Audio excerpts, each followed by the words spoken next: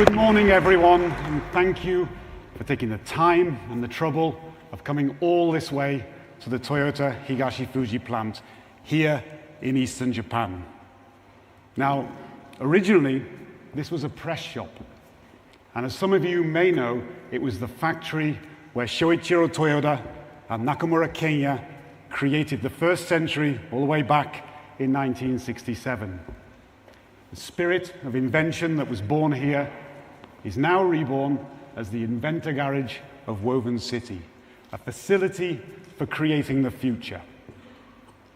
Now today will be a celebration not only of invention, but of something I know we all love, a celebration of the car, the excitement, the thrill, the love for speed, all things I think everyone in this room and everyone watching online shares a passion for. But as with many things in life, a story of strength begins with a story of what's called in Japanese, kuyashisa. It's a strong word, but the nearest is humiliation. And I want to tell you all about this from two viewpoints. Now, I've been working as a designer here for 36 years. And I can honestly say that as a designer, there's nothing more painful than being told that what you've put your heart and soul into is boring. 14 years ago, at Pebble Beach in America, that's exactly what happened. When Akio was told on his visit there, Lexus is boring. That feeling of humiliation was a turning point, and it became a source of determination. After that, Akio stood up and made a promise. No more boring cars.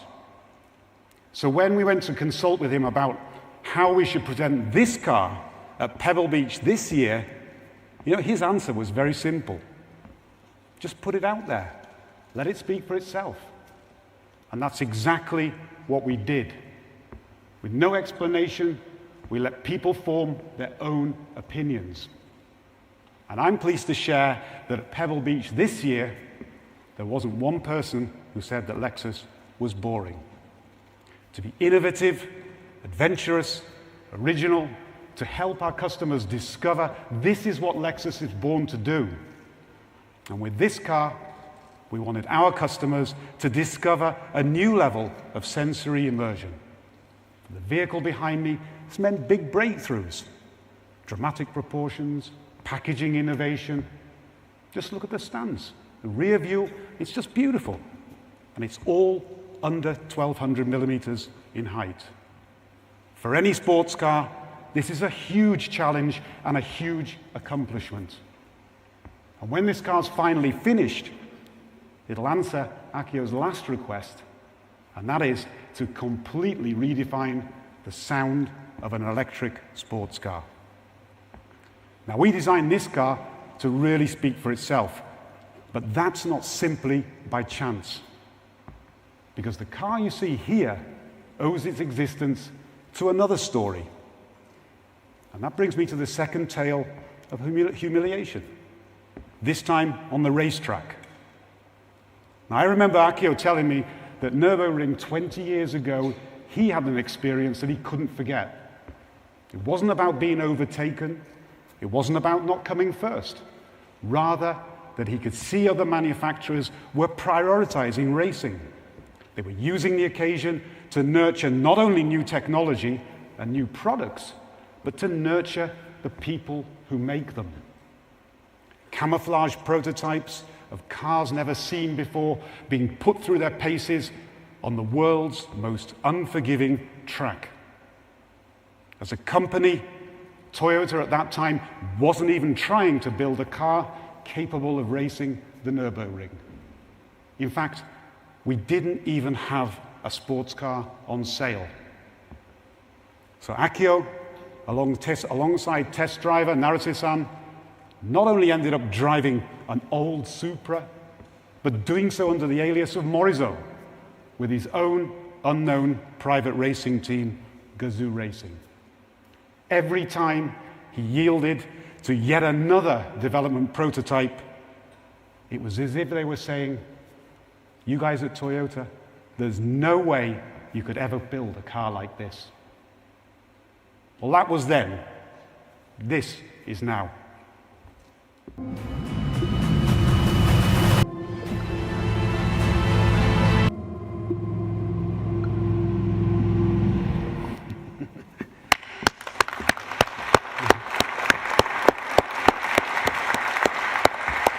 So what do you think about these?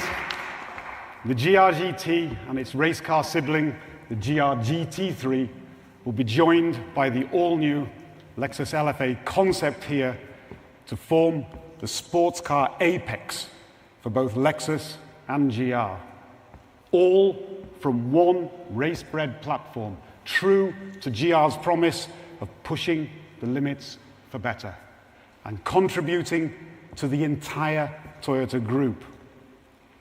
And all part of Akio's promise of no more boring cars. Now, the GT3 category, where the story of these three cars begins, is all about making cars for people who want to win, for professionals and also privateer racers. For everybody, it all starts with speed. Without speed, there's nothing. For the GR GT3 race car, 4-liter V8 twin-turbo engine, completely rigid aluminium space frame, an incredibly low center of gravity, state-of-the-art aerodynamics, all the critical elements are in place. But speed in itself is not everything. The race is much more than the home straight. And the real art is how you control that speed. In a real-life situation, as our Master Driver Morizo likes to say, it all comes down to kaiwa, the conversation between driver and car. The GT3 is engineered to give you confidence in all situations, to feel reassured that the conversation, even at the limits, in the severest of situations, it's all about the car giving you the feedback that you need to guide you in making split-second decisions. Fluent communication, knowing how the car will respond so that there are no misunderstandings, bringing out the best in your abilities so you can push the car and yourself even further. The GR-GT speaks to both types of driver, the professional driver and the recreational driver, whether that's two different people or you and your alter ego. Now, an integral part of any conversation with a car is sound, not only during acceleration, but deceleration and braking. To understand the importance of this, look no further than 30 minutes drive from here to Fuji Speedway and the transition from the home straight into the first tight corner. To brake as late as possible, deeper, faster, and power out with confidence following your ideal line. This may be the first time that we focus not only on the sound a car makes when you put your foot down, but the visceral, guttural sound when you take your foot off. But the conversation you have on an ordinary street is different. The GR-GT road car, with the same V8 twin-turbo, but with hybrid power, shares the DNA of its racing counterpart more than any other car we've ever made. For this, the team worked not only at the limits of a car, but at the limits of the development process. Production car test drivers working hand in hand with racing drivers. This is a circuit-ready, everyday driver. Wild on a track day, easy to drive around town. Take it for a stint at the track, stop at a nice restaurant on the way home.